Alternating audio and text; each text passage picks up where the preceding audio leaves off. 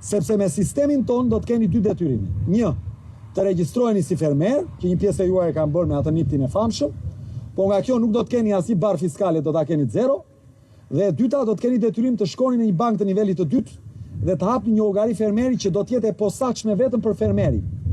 Çdo me thënë, në ato llogari nuk do të hidhni lek tjetër. Në ato llogari vetëm do të vinë lekët e shtetit për subvencionimin. Më kuptoni? Ashtu. Kjo llogari e posaçme miq do të jetë e regjistruar që në çastin që hapet në thesarin e shtetit, në emër tuaj. Në momentin që ju çoni 1000 kg luleshtrydhe, automatikisht ju do të deklaroni që shitet te pika filan 1000 kg. Në këtë moment, ngarkesa fiskale, pra detyrimi ndaj shtetit për ju është zero. Thjesht do të deklaroni sasinë. Pika e shumicës që e merr do deklaroj sasinë që futi në sistem automatikisht.